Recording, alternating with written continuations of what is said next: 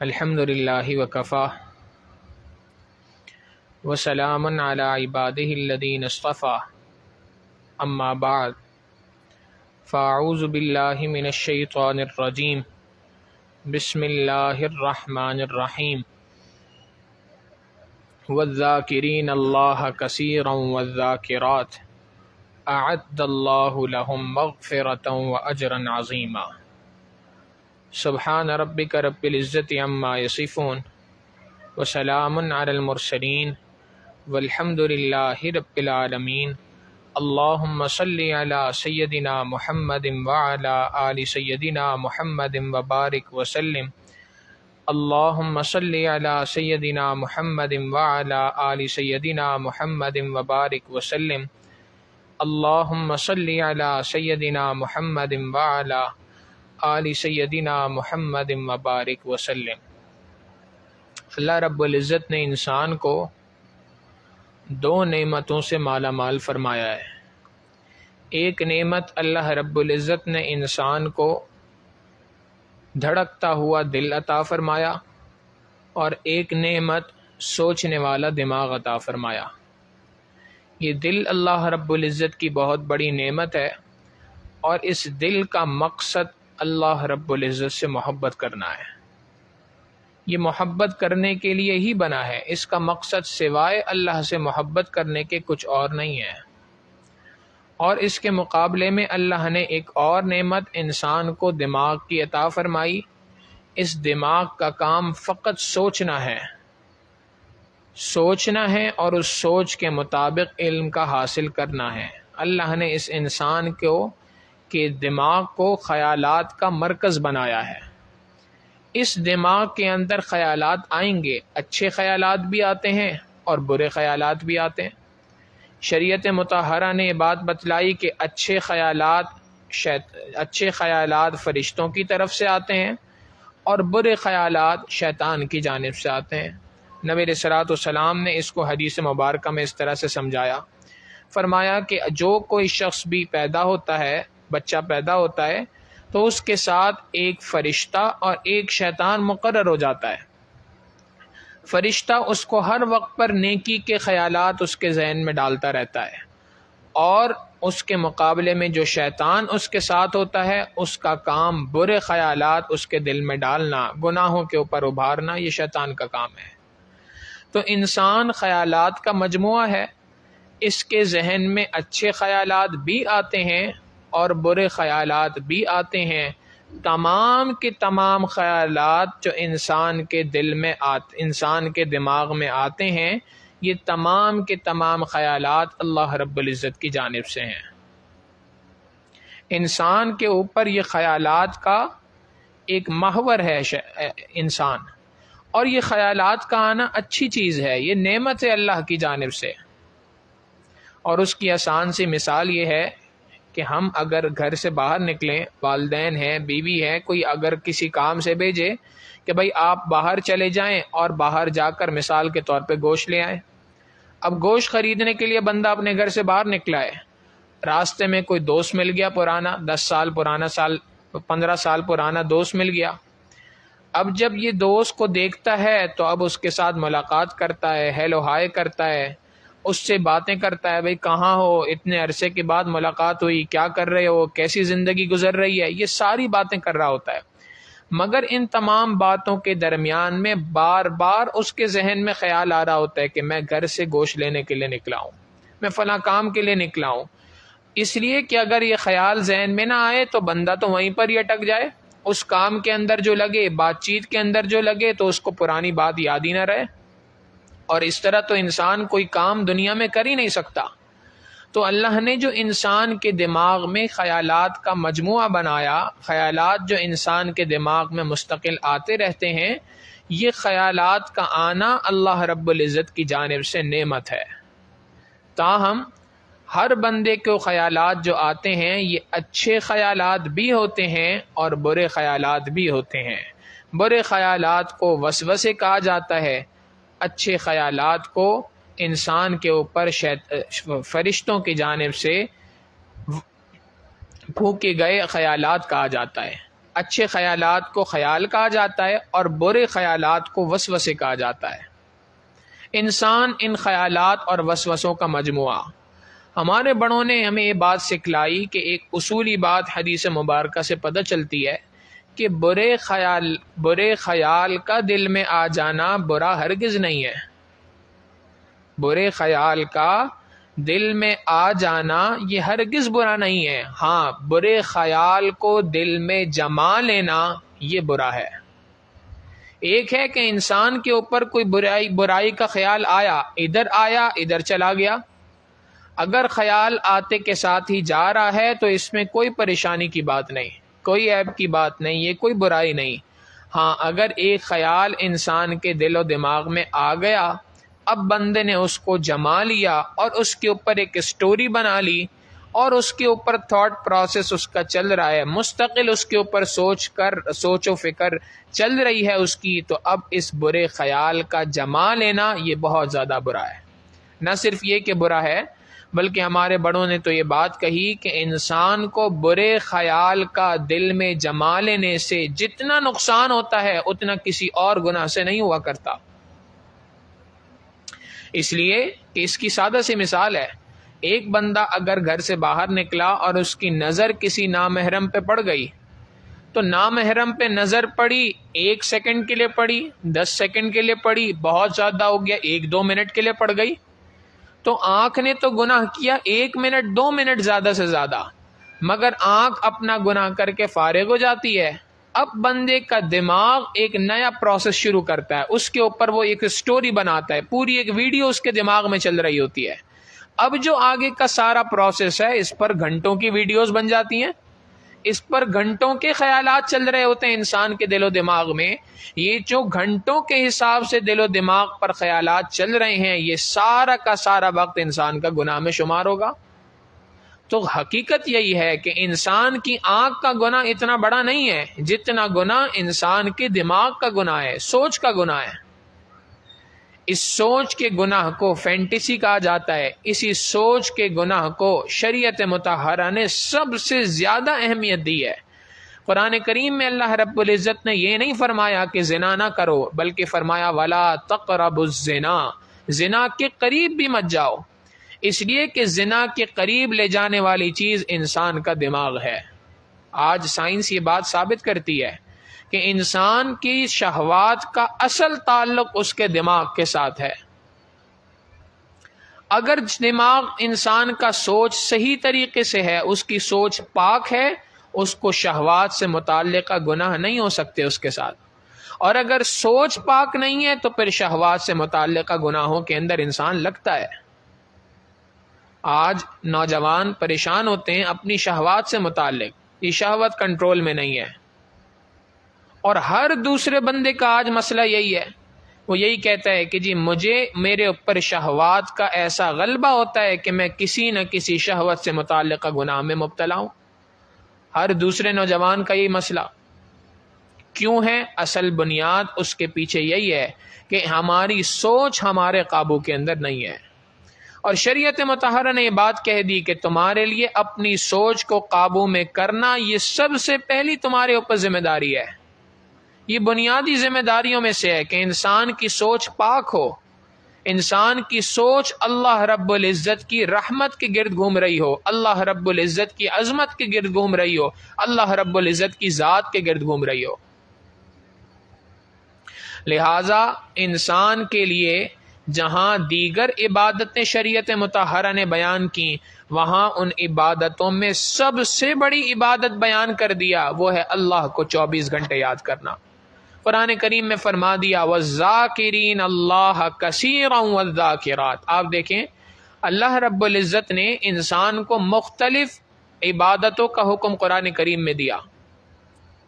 نماز کا بھی حکم دیا، یہ نہیں کہا 24 گھنٹے نماز پڑھنی ہے، بلکہ فرمایا نماز پڑھو، 5 وقت کی نماز ہے، فجر کے وقت پہ نماز پڑھو، ظہر میں پڑھو، عصر میں پڑھو، مغرب میں پڑھو، عشاء میں پڑھو۔ ان الصلاۃ کانت علی المؤمنین کتابا موقوتا، ہم نے انسان کے اوپر جو نماز ہے اس کو وقت مقررہ میں فرض کیا ہے، فلاں وقت ہو جائے تو فلاں نماز کو پڑھ لو، نماز کا وقت ختم ہو گیا تو اب ذمہ داری نہیں رہی۔ روزہ ہے تو سال میں ایک مرتبہ ایک مہینے کے لیے انسان کے لیے ضروری ہے. اسی طریقے سے حج ہے تو زندگی میں ایک مرتبہ کرنا ہے. ہر عبادت کا کچھ خاص وقت مقرر کر دیا، اس وقت پر پڑھنی ہے، اس کے علاوہ نہیں پڑھنی. جبکہ جہاں بات اللہ کی یاد کی آتی ہے تو قرآن کریم میں اللہ تعالیٰ فرماتے ہیں اذکروا اللہ ذکرا کثیرا، اللہ کو کثرت کے ساتھ یاد کرو. اور اللہ کو کثرت سے یاد کرنے والے مرد والذاکرین اللہ کثیرا والذاکرات، اللہ کو کثرت سے یاد کرنے والے مرد اور اللہ کو کثرت سے یاد کرنے والی عورتیں، اعد اللہ لہم مغفرۃ واجرا عظیما، اللہ نے ان کے لیے مغفرت کا اور بہت عظیم اجر تیار کر رکھا ہے. تو یہ اللہ کو پسند ہے. اللہ رب العزت کی بندے سے مطالبہ ہے کہ انسان کثرت سے ذکر کرے. کثرت ذکر یقیناً اس سے مراد یہ نہیں ہے کہ انسان تسبیح لے کے بیٹھ جائے 24 گھنٹے اللہ کو یاد کرنے کے لیے. ایک دکاندار ہے، دکان پہ بیٹھا ہے، ایسا نہیں ہو سکتا کہ بندہ آئے، گاہک آئے، اس سے پوچھے یہ دکان پر کہ بھائی یہ کپڑا کس کوالٹی کا ہے، کیسا کپڑا ہے، اور وہ آگے سے جواب دے اللہ اللہ اللہ. تو کاروبار تو نہیں چل سکتا ایسے، دکان تو نہیں چل سکتی ایسے، دنیا کا کوئی کام نہیں چل سکتا.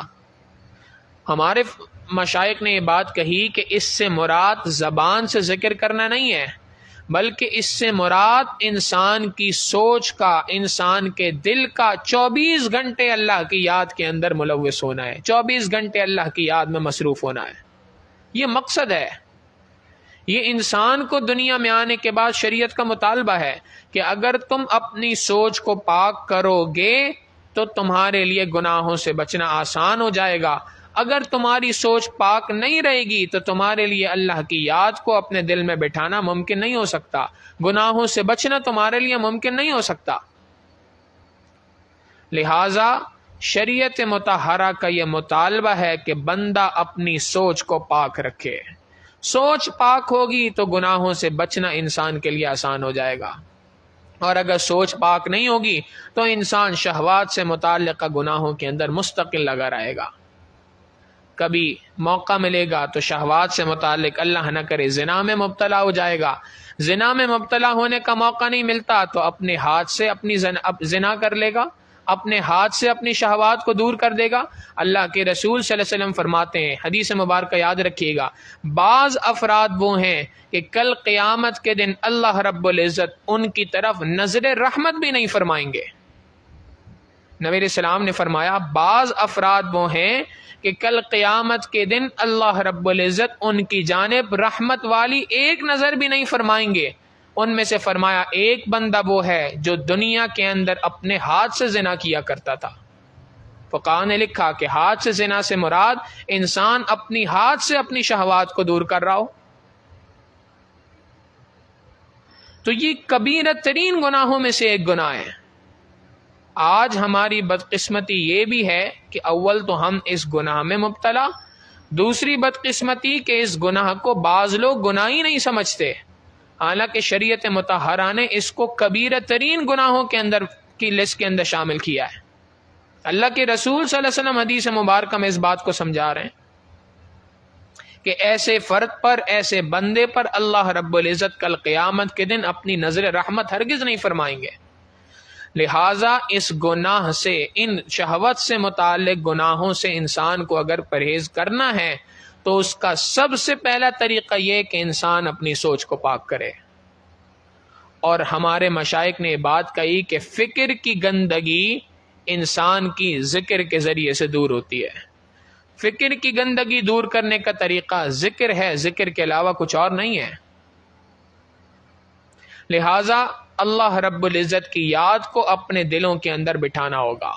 یہی وجہ ہے کہ جب بھی کوئی بندہ بیعت ہوتا ہے تو بیعت ہونے کے بعد جہاں دیگر معمولات بتلائے جاتے ہیں تو انہی اعمال میں ایک اہم ترین عمل ہے جس کو کہا جاتا ہے وقوف قلبی. وقوف قلبی سے مراد کیا ہے کہ انسان 24 گھنٹے اللہ رب العزت کی یاد کو اپنے دل کے اندر رکھے. 24 گھنٹے کیسے اللہ کی یاد ہوتی ہے کہ لیٹے بیٹھے چلتے پھرتے ہر وقت پر اس کے دل میں اللہ کا دھیان ہونا چاہیے، اللہ کی جانب اس کی توجہ ہونی چاہیے. ہاتھ کام کاج میں مشغول ہو، دل اللہ رب العزت کی یاد میں مشغول ہو. یہ انسان سے اللہ رب العزت کا مطالبہ ہے. ابتداً انسان کو یہ کام بڑا مشکل لگتا ہے کہ ایک کیسے ہو سکتا ہے کہ میرا دل اللہ کی جانب متوجہ ہو اور میرا ہاتھ کام کاج میں مشغول ہو. یہ کیسے ممکن ہے؟ جی ہاں، انسان اگر اس کی محنت کرے تو یہ کام آسانی سے ممکن ہے. اور اس کی مثال ایسی ہے، آپ نے دیکھا ہوگا کہ جو لوگ ڈرائیونگ کرتے ہیں تو ابتداً جب ڈرائیونگ کی سیٹ کے اوپر بیٹھتے ہیں، پہلی بار گاڑی چلا رہے ہیں، بائک چلا رہے ہیں، تو ان کے لیے گاڑی چلانا اور بائک چلانا بڑا مشکل کام ہوا کرتا ہے. ساجد کو یاد ہے کہ جب شروع میں ڈرائیونگ کرنا سیکھی، گاڑی چلانا سیکھی، تو شروع کے دن میں جب گاڑی چلا رہے ہیں اور اگر برابر میں کوئی بندہ بیٹھا ہے، اب گاڑی چلاتے ہوئے وہ بات کرنے کی کوشش کرتا کہ بھائی فلاں بات کیا ہے، کیا حال ہے، کہاں کیسے زندگی گزر رہی ہے. کوئی بھی اگر بات کرنے کی کوشش کرتا تھا تو ہم خاموش کرا دیتے تھے، بھائی بات نہ کرو، گاڑی چلا رہا ہوں. ہمارے کزن ہے جن سے ساجد نے گاڑی چلانا سیکھی، وہ ایک مرتبہ مذاق میں کہنے لگے کہ جی زبان سے تو گاڑی نہیں چلتی، گاڑی تو ہاتھوں سے چلتی ہے، پاؤں سے چلتی ہے. یہ کون سی بات ہو گئی کہ آپ گاڑی چلا رہے ہیں تو بات نہیں کر سکتے؟ تو شروع میں تو یہ بات بڑی مشکل ہے کہ انسان بائک بھی چلائے، گاڑی بھی چلائے اور ساتھ میں کسی سے بات بھی کر لے. مگر یہی بندہ جب گاڑی چلانا سیکھ لیتا ہے، اب ایک طرف گاڑی بھی چلا رہا ہوتا ہے، ایک طرف بات بھی کر رہا ہوتا ہے، ایک طرف بائک بھی چلا رہا ہوتا ہے، دوسرا پیچھے والے بیٹھے بندے سے بات بھی کر رہا ہوتا ہے. اور کئی مرتبہ تو ایسا بھی مشاہدہ ہوا کہ پیچھے بندے سے پلٹ کر باتیں کر رہے ہوتے ہیں، بائک بھی چلا رہے ہیں، پیچھے والے بندے سے پلٹ کے باتیں بھی کر رہے ہیں. اس کو سمجھاؤ کہ بھائی کہیں آگے لگ نہ جائے، وہ کہتے ہیں جی مجھے اندازہ ہے، آپ فکر نہ کریں، کہیں نہیں لگے گی. تو ایک وقت میں دو کام کرنا ممکن ہے، فقط پریکٹس کی ضرورت ہے. ذکر کے معاملے میں بھی یہی بات ہے کہ اگر انسان اس کی پریکٹس کر لے کہ اس کا دل اللہ کی یاد میں مشغول اور زبان اور ہاتھ اور پاؤں کام کاج میں مشغول، تو یہ بڑی آسانی سے ممکن ہے. ابتداً مشقت ہوتی ہے، مشکل ہوتا ہے، لیکن جیسے جیسے پریکٹس کرتا جاتا ہے آسانی یہ اس میں بنتی جاتی ہے. ایک وقت آتا ہے کہ وہ عادی ہو جاتا ہے. ہمارے حضرت اس کی مثال دیتے ہیں کہ جیسے دو بھائی ہیں اور ایک بھائی دوسرے کو، چھوٹا بھائی بڑے کو آ کے بتاتا ہے کہ جی میرا آج عدالت میں مقدمہ ہے اور اس کا فیصلہ ہونے جا رہا ہے، آپ دعا کیجیے گا اللہ میرے حق میں فیصلہ کر دے، میں جا رہا ہوں، ابھی 1 بجے ہماری پیشی ہے اور تقریباً میں 3 بجے تک فارغ ہو جاؤں گا. اب جب یہ بات اس کو بتا دی، اب اس کے بعد بھائی چلا گیا. بڑا بھائی اپنے کاموں میں مصروف ہے، آفس گیا ہوا ہے، بزنس دیکھ رہا ہے، دکان دیکھ رہا ہے، مگر ساتھ ساتھ اس کے ذہن میں بار بار خیال آتا ہے بھائی پتہ نہیں 1 بجنے والا ہے، اب میرا بھائی کورٹ پہنچ گیا ہوگا.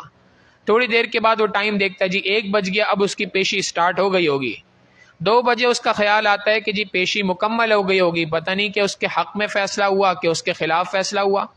اب مستقل بار بار وہی کام کر رہا ہے، یہاں تک کہ وہ 3 4 بجے 5 بجے جب بھائی آیا تو آتے کے ساتھ ہی اس سے پوچھتا بھائی کیا بنا آپ کا؟ سارا دن آپ کے بارے میں سوچتا رہا.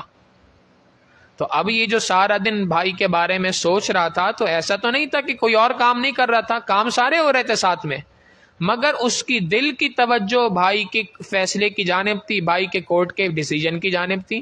بعین ہی یہی مثال ہے کہ وقوف قلبی بھی اسی چیز کا نام ہے کہ انسان دل کے اندر اللہ رب العزت کی یاد کو بٹھائے رکھے اور ہاتھ اس کے کام کاج کے اندر مشغول ہو، دل اللہ رب العزت کی یاد میں مشغول ہو. اے وقوف قلبی اللہ رب العزت کی جانب سے یہ نعمت ہے، اس نعمت کے اوپر حاصل کرنے کی کوشش کرنی چاہیے. وقوف قلبی، وقوف کا معنی ہوتا ہے ٹھہرنا، نگرانی کرنا. وقوف قلبی کا معنی ہوگا کہ انسان اپنے دل کی نگرانی کرتا جائے، 24 گھنٹے نگرانی کرے کہ کہیں میرا دل غافل تو نہیں ہے، کہیں میرا دل اللہ رب العزت کے علاوہ کسی غیر کی طرف تو متوجہ نہیں ہے. دل کی 24 گھنٹے کی نگرانی کا نام وقوف قلبی ہے. ہمارے بڑوں نے بات کہی کہ جو کوئی شخص بھی وقوف قلبی کو حاصل کرنا چاہے تو ابتداءً کرنے کے 3 کام ہیں. وقوف قلبی کے لیے اپنے دل میں 24 گھنٹے اللہ کی یاد کو بٹھانے کے لیے ابتداءً 3 کرنے کے کام ہیں. سب سے پہلا کام کہ انسان مسنون دعاؤں کا اہتمام کرے، مسنون اعمال کا اہتمام کرے. اس کے ذریعے سے وقوف قلبی بہت جلدی حاصل ہو جاتا ہے. اس لیے کہ اگر غور کریں تو ہماری زندگی کے اندر ہر اسٹیپ پر، ہر زندگی کا قدم اٹھانے پر کوئی نہ کوئی اللہ کے محبوب صلی اللہ علیہ وسلم کی سنت اور نبی علیہ السلام کی دعا ہماری طرف متوجہ ہو رہی ہوتی ہے. ہم گھر میں داخل ہوئے تو اللہ کے رسول صلی اللہ علیہ وسلم کی دعا اور سنتیں ہیں. گھر سے باہر نکلنا ہے تو دعائیں اور سنتیں ہیں.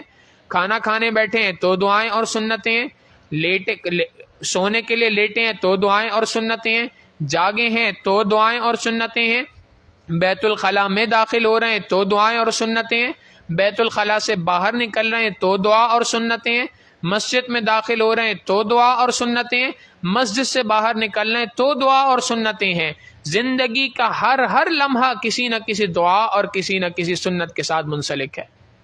تو اگر انسان ان دعاؤں کا اہتمام کرنے والا بن جائے گا تو اکثر اوقات اس کے خود بخود وقوف قلبی کے اندر شامل ہو جائیں گے.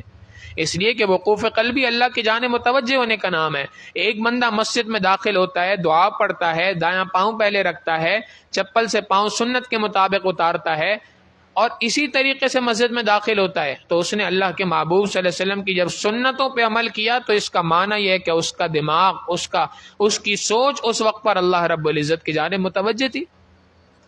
اور پھر اسی طریقے سے جب مسجد سے باہر نکلا اور اس وقت پر اس نے یہی اعمال سنت کے مطابق کیے تو یقیناً اس کا دل اللہ رب العزت کی جانب متوجہ تھا. تو پہلا کرنے کا کام کہ انسان سنتوں کو اپنائے، مستقل مسنون اعمال کا اہتمام کرے، مسنون دعاؤں کا اہتمام کرے. امام اعظم ابو حنیفہ رحمہ اللہ فرماتے ہیں کہ امت پر ایک بہت بڑی مصیبت یہ ہے کہ مسنون دعائیں یاد نہیں ہیں. یہ ایک بہت بڑی مصیبت ہے، مگر فرماتے ہیں کہ اس سے بڑی مصیبت امت کے اوپر یہ ہے کہ دعائیں یاد تو ہوتی ہیں مگر موقع پہ پڑھنا یاد نہیں ہوتی. فتل کا مصیبت اعظم، یہ تو بہت بڑی مصیبت ہے جس کے اندر انسان مبتلا ہے.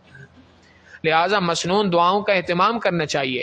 اور ہمارے بڑوں نے بات لکھی کہ اگر کسی موقع کی دعا انسان بھول جائے، مثال کے طور پہ پانی پینا تھا اور پانی پیتے وقت کی جو دعائیں تھیں وہ بھول گیا، پانی پیتے وقت کی جو سنتیں تھیں ان کو بھول گیا. مثال کے طور پہ پانی پیتے ہوئے سنت ہے کہ گلاس میں دیکھ کر پانی پینا، 3 سانس میں پانی پینا، بیٹھ کر پانی پینا، بسم اللہ پڑھ کر پانی پینا اور آخر میں الحمدللہ کہنا. یہ ساری کی ساری پانی پینے کی سنتیں. اگر ان ساری سنتوں پہ عمل نہیں ہوا، انسان نے کھڑے ہو کر دائیں ہاتھ سے پانی پینا، یہ ایک سنت، 6 سنتیں ہو گئیں.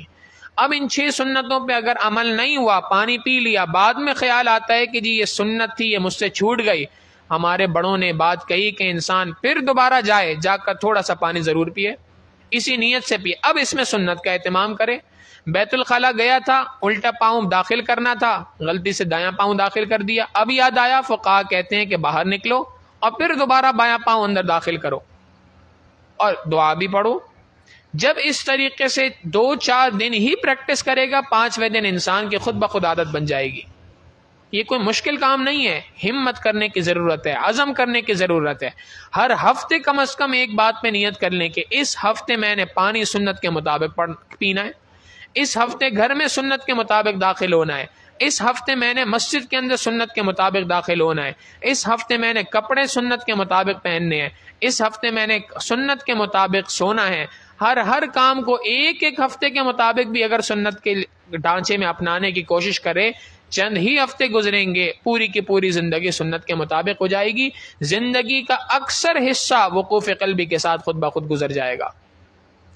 اور دوسرا کام یہ فرمایا کہ وقوف قلبی کرنے کا دوسرا اسٹیپ یہ ہے کہ جب کبھی بھی انسان کے ساتھ کوئی بھی گناہ انسان کسی بھی گناہ میں ملوث ہونے والا ہو، مثال کے طور پہ آنکھ کا غلط استعمال ہو گیا، مثال کے طور پہ ذہن میں کوئی برے خیالات آنا شروع ہو گئے، کان کے اندر گانے کی، موسیقی کی آواز آ گئی، جہاں کہیں گناہ کا کوئی بات انسان کی طرف متوجہ ہو رہی ہو، فوراً اپنے دل کی طرف توجہ کرے اور اس دل کو اللہ رب العزت کی جانب متوجہ کر دے. ایک کام سنتوں کے اوپر عمل اور دوسرا کام گناہ کا موقع آتے کے ساتھ ہی انسان اپنے دل کو اللہ کی جانب متوجہ کر دے. جب یہ انسان اپنے دل کو اللہ کی جانب متوجہ کرے گا فوراً، تو اس گناہ کے جو اثرات انسان کے دل کے اوپر ہونے تھے اللہ رب العزت اس سے محفوظ فرما لیتے، گناہ سے جان بھی چھڑا دیتے ہیں، گناہ سے محفوظ ہو جاتا ہے انسان. تو پہلا کرنے کا کام سنتوں کے اوپر عمل کرنا. دوسرا کرنے کا کام کہ بالخصوص گناہ کے موقع کے اوپر، گناہ کے مواقع کے آ جانے سے پہلے پہلے انسان اپنے دل کی توجہ اللہ رب العزت کی جانب کر لے۔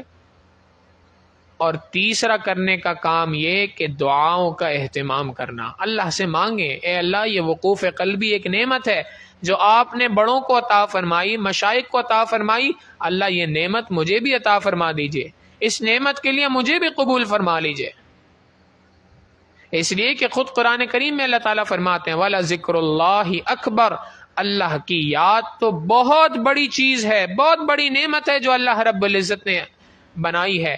یہ نعمت ہر کسی کو عطا نہیں ہوتی۔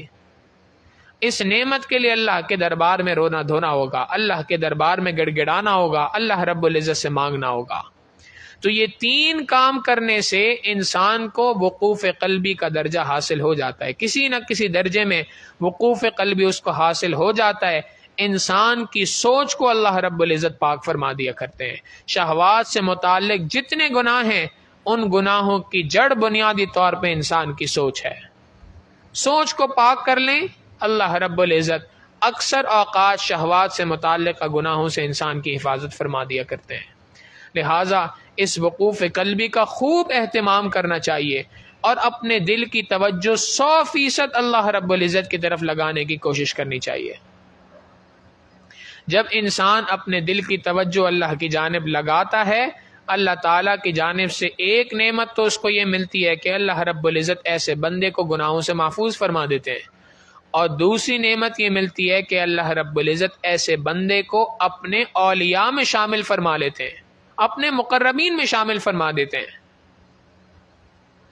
ہمارے بڑوں کا حال تو یہ ہے کہ وہ وقوف قلبی کی نعمت کی بنیاد کے اوپر اپنے بڑوں، اپنے مریدین کی، اپنے متعلقین کی آگے ترقیاں کراتے ہیں۔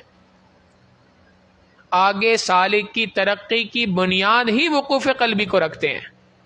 چنانچہ ایک مشہور واقعہ ہے، ایک اللہ والے تھے، ان کے پاس چند لوگ بیعت تھے، ان کی خدمت میں مجلس میں آیا کرتے تھے۔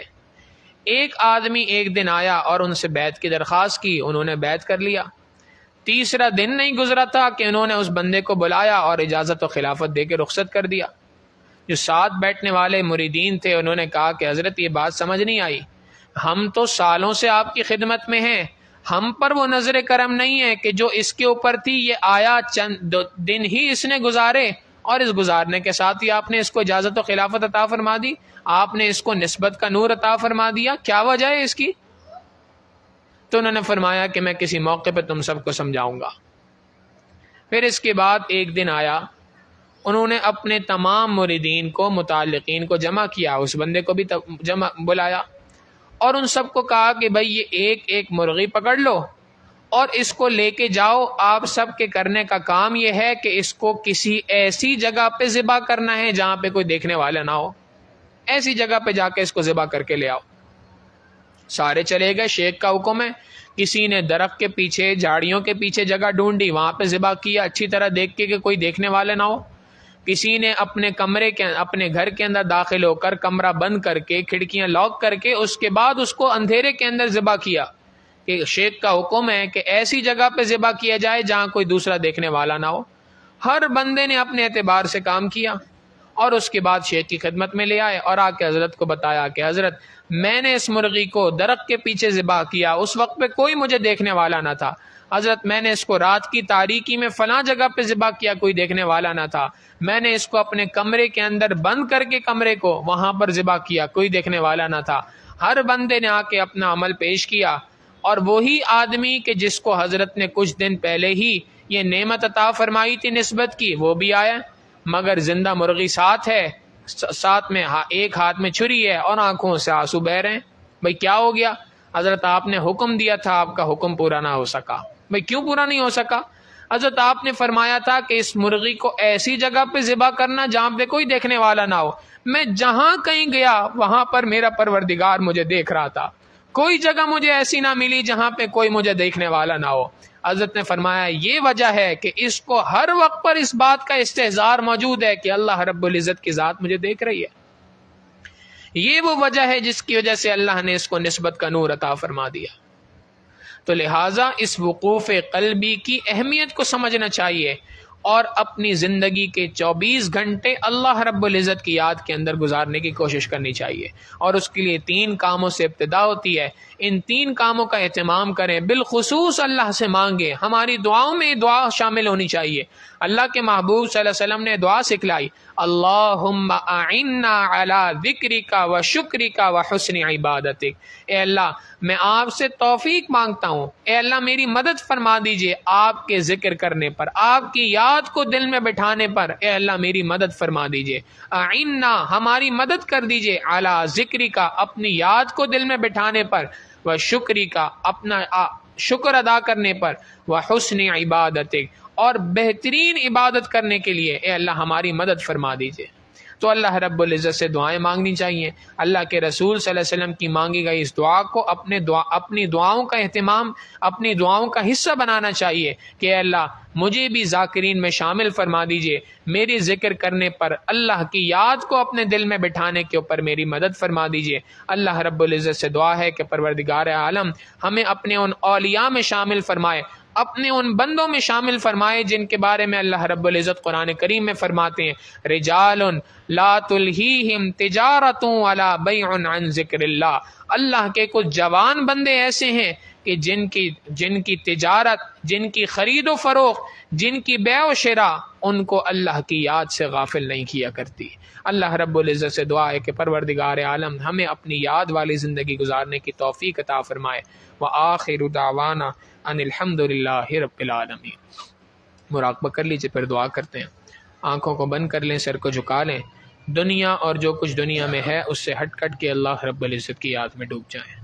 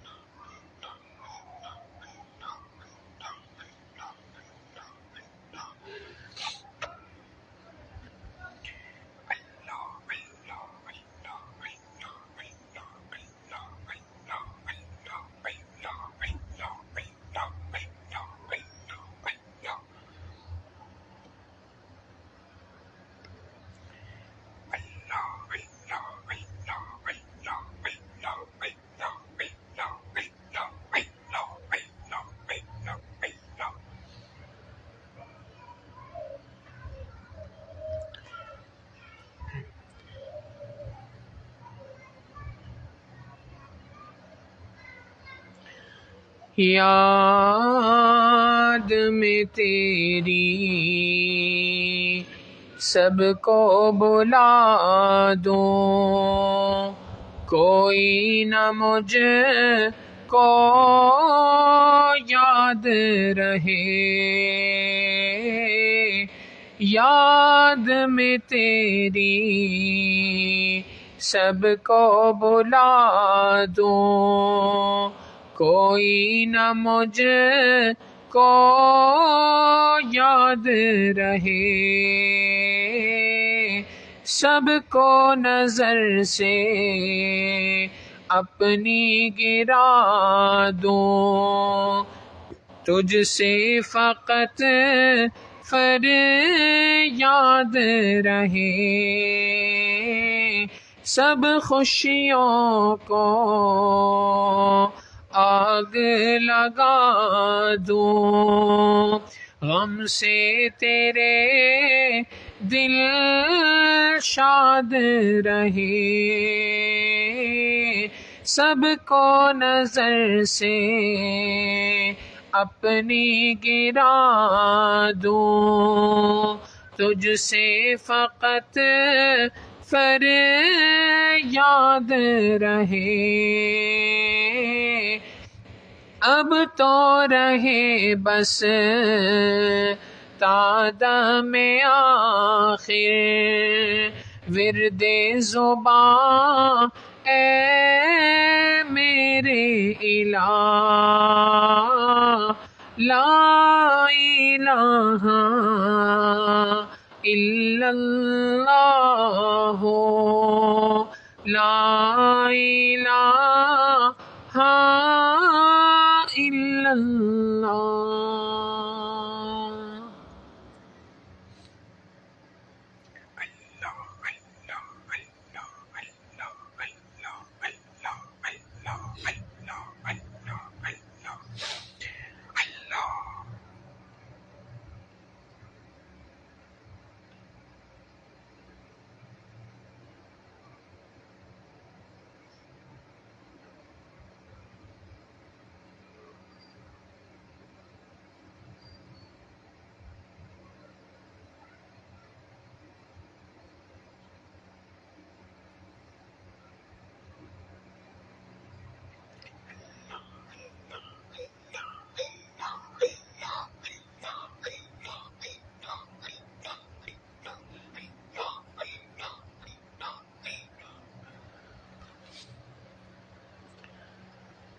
لا الہ الا اللہ محمد الرسول اللہ۔ دعا کر لیجئے۔ سبحان ربی العلی الوہاب، اللہم صلی علی سیدنا محمد وعلی آل سیدنا محمد وبارک وسلم۔ ربنا ظلمنا انفسنا وان لم تغفر لنا وترحمنا لنکونن من الخاسرین۔ کریم آقا، ہم آپ کے گناہ گار سیاہ کار بندے ہیں، اللہ ہمارے گناہوں کو معاف فرما، ہماری خطاؤں سے درگزر فرما، ہمارے عیبوں کی پردہ پوشی فرما، اللہ ہماری نگاہوں کو پاک فرما، ہمارے دلوں کو صاف فرما، ہمارے سینوں کو اپنی محبت سے لبریز فرما، اپنے عشق کی آتش ہمارے سینوں میں پیدا فرما، ہمارے انگ انگ سے اپنے ذکر کو جاری فرما، روئیں روئیں سے اپنے ذکر کو جاری فرما، ہڈی ہڈی بوٹی بوٹی میں اپنی یاد پیدا فرما۔ اے کریم آقا، ہماری جسمانی بیماریوں کو دور فرما، ہماری روحانی بیماریوں کو دور فرما۔ کریم آقا، ہمارے ساتھ خیر و عافیت کا معاملہ فرما، اللہ ہمیں اپنی یاد والی زندگی گزارنے کی توفیق عطا فرما۔ میرے مالک، سر کے بالوں سے لے کے پاؤں کے ناخنوں تک اللہ جسم کے ہر عضو کو اپنی یاد میں ڈبانے کی توفیق عطا فرما، اپنی یاد کے اندر لگانے کی توفیق عطا فرما۔ اے کریم آقا، ہم کب تک آپ سے دور زندگی گزارتے پھریں گے؟ کب تک آپ سے دور بھٹکتے پھریں گے؟ اے کریم آقا، ہم کمزور بندے ہیں، 2 قدم آگے بڑھتے ہیں، اللہ 10 قدم پیچھے ہٹ جایا کرتے ہیں۔ نفس اور شیطان ہمارے راستوں کی رکاوٹیں ہیں، اللہ صبح توبہ کرتے ہیں، شام کو توبہ توڑ بیٹھتے ہیں، شام کو توبہ کرتے ہیں، صبح کو توڑ بیٹھتے ہیں۔ اے کریم آقا، ہماری بدحالی پہ رحم فرما دیجئے، اللہ ہماری بدحالی پہ رحم فرما دیجئے۔ اللہ، ایک گناہ کو کرنے کے بعد توبہ کرتے ہیں کہ آئندہ نہیں کریں گے، اللہ پھر اسی گناہ میں ملوث ہو جاتے ہیں۔ اے اللہ، ہمارا حال تو بہت زیادہ برا ہے، آپ کی رحمت ہے کہ آپ نے ہمارے عیبوں پہ پردہ پوشی فرمائی ہے۔ اے کریم آقا، جس طرح آپ نے ہمارے عیبوں پر پردہ پوشی فرمائی ہے، ستاری کی چادر ڈالی ہے، اے کریم آقا، اب ان گناہوں کو ہمیشہ ہمیشہ کے لیے ختم فرما دیجئے۔ اللہ، ہم اپنے آپ کو آپ کے سامنے پیش کرتے ہیں، ہمارے لیے گناہوں سے بچنا مشکل ہے، اللہ آپ کے لیے تو بچانا آسان ہے۔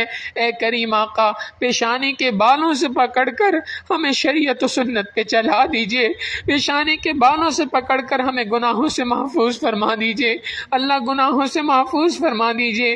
اللہ، عمر گزرتی جا رہی ہے، اب بھی اگر ہمیں گناہوں سے حفاظت نصیب نہ ہوئی تو کب نصیب ہوگی؟ اب بھی اگر آپ کا قرب نہ ملا تو کب ملے گا؟ اب بھی آپ کی محبت نہ ملی تو کب ملے گی؟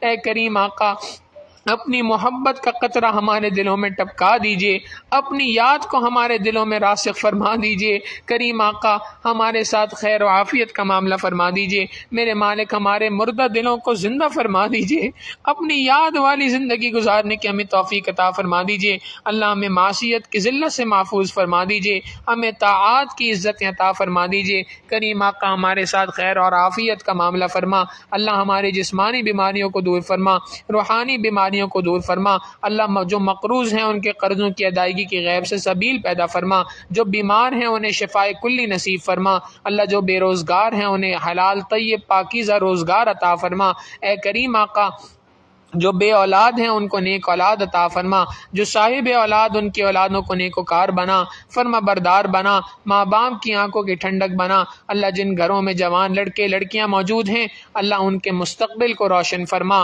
ماں باپ کے لیے ان کے فرائض کا ادا کرنا آسان فرما کریم آقا، ہماری دعاؤں کو اپنی رحمت سے قبول و منظور فرما اللہ، ہمارے اس ملک کے حال پہ رحم فرما، ہمارے اس شہر پر رحمت فرما، جو لوگ بھی اس ملک کے اور اسلام کے دشمن ہیں اللہ انہیں ہدایت عطا فرما، جن کی قسمت میں ہدایت نہیں اللہ انہیں چن چن کر دفع دور فرما اللہ، ہمارے اس ملک کو معاشی اعتبار سے استحکام نصیب فرما، سیاسی اعتبار سے استحکام نصیب فرما، عسکری اعتبار سے استحکام نصیب فرما اے کریم آقا، اسلام کے نظام کو یہاں پہ نافذ فرما اللہ، اپنی رحمتوں کا معاملہ ہمارے ساتھ فرما میرے مالک، ہمیں بار بار اپنے گھر کا دیدار نصیب فرما، اپنے پیارے محبوب صلی اللہ علیہ وسلم کی در کی حاضری نصیب فرما اللہ، آپ کے خوش نصیب بندے اللہ، موسم حج شروع ہو چکا، حج کا احرام باندھ کر اپنے گھروں سے نکل پڑے ہیں اے کریم آقا، اپنی رحمت سے ان حجاج کے اس حج کو قبول فرما، جنہوں نے بھی حج کا ارادہ کر رکھا ہے، حج پہ جا رہے ہیں، سفر کے لیے اللہ تیار ہیں میرے مالک، ان کے سفر کو آسان فرما کے قبول فرما اللہ، اس سفر کو ان کی اور ہماری زندگیوں میں تبدیلی کا ذریعہ بنا، اور اے کریم آقا، جس طرح آپ نے اپنے ان خوش نصیب بندوں کے لیے اپنے گھر کے دروازے کھولے، اے اللہ اپنی رحمت سے ہم گناہ گاروں کے لیے بھی اپنے گھروں کے دروازوں کو کھول دیجئے، بار بار اپنے گھر کا دیدار نصیب فرما، بار بار حج اور عمرے کی توفیق عطا فرما، بار بار اپنے محبوب صلی اللہ علیہ وسلم کی در کی حاضری قبولیت والی نصیب فرما ربنا تقبل منا انك انت السميع العليم وتب علينا انك انت التواب الرحيم وصلى الله تعالى على حبيبه سيدنا محمد وآله واصحابه اجمعين برحمتك يا ارحم الراحمين.